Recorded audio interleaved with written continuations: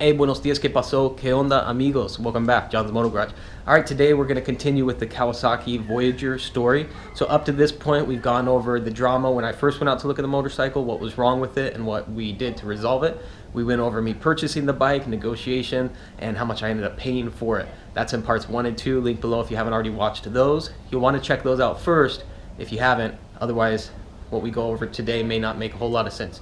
Now today we're going to go over bringing the bike home, getting it posted and listed for sale, how much I'm asking for it, how much I ended up selling it for, and how long it took me to sell the motorcycle.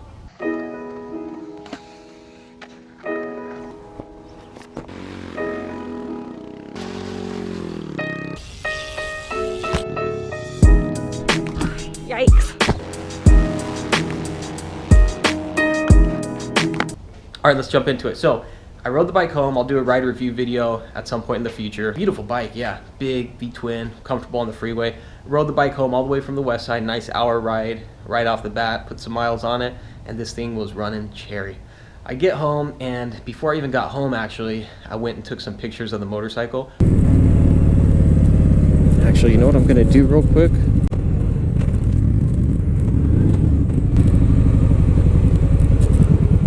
I'm gonna take some pictures of this bike. Whoa. You got some discoloration here on the exhaust, as you can see. Pro tip 101 for marketing. If you want to sell your bike, find a nice place, a nice backdrop, clean up the motorcycle, and get some good photos. You don't need a DSLR camera. You don't have to be a professional photographer. Just get some nice shots of the front and the back, side to side, all that good stuff. On this bike, for example, it had the discoloration on the exhaust. I took pictures of that, notated that in my post, and basically took pictures of all the little scuffs and scratches. It had a few minor cosmetic blemishes, but nothing out of control. Posted, I put it up on Craigslist, and this was before Craigslist was charging for their ads. And I had the bike listed for about a month and a half, 2 months. I had decent activity on it, so I wasn't like real rushed with dropping the price.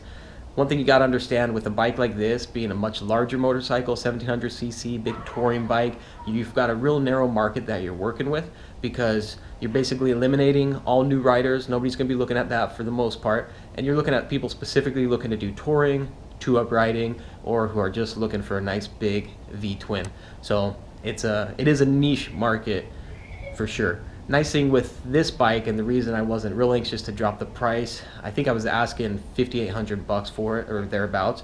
Again, retail's about $7,000, trade-in is $4,800. So I had it listed right there in the middle.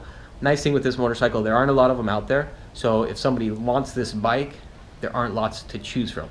And I know that. I also know the Nomads go for about the same price, and you don't have the fixed fairing or the radio or anything. And there aren't even a lot of those either. He finally had a guy come look at it, and he was real serious. He liked it, but he wanted to look into replacing the exhaust and doing just a basic tune-up on the motorcycle. And so he went home, thought about it, and then he got back to me offering around $4,800, maybe $5,000. We went back and forth, and finally we agreed on $5,100. And that was with me delivering the bike to him. He only lives about 10, 11 miles away. So I said, cool, I'm down with that. I got one last ride in on the motorcycle, delivered it to him. We finalized the deal. I got the cash, he got the bike and the title, and we were good to go. And so if you watched the last video, you can see how much I paid for the motorcycle. Using your arithmetic, you can deduct more or less how much profit I made on the bike, deduct a little bit for gas and registration and all that kind of thing. And that'll give you an idea profit-wise. So I was happy with it. I didn't have to put any work into the motorcycle, and I made a decent profit, or so I thought.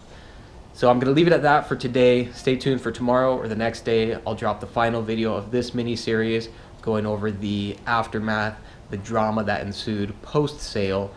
Every seller's worst nightmare, not really worst nightmare, but basically not what you want happening after you sell a motorcycle. Stay tuned for tomorrow. I'll go over that. Drop a comment below. What do you think happened? If you have any suspicions, and like and subscribe if you dig the content. I appreciate the support. We'll catch you guys on the next one. Adios. Nos vemos.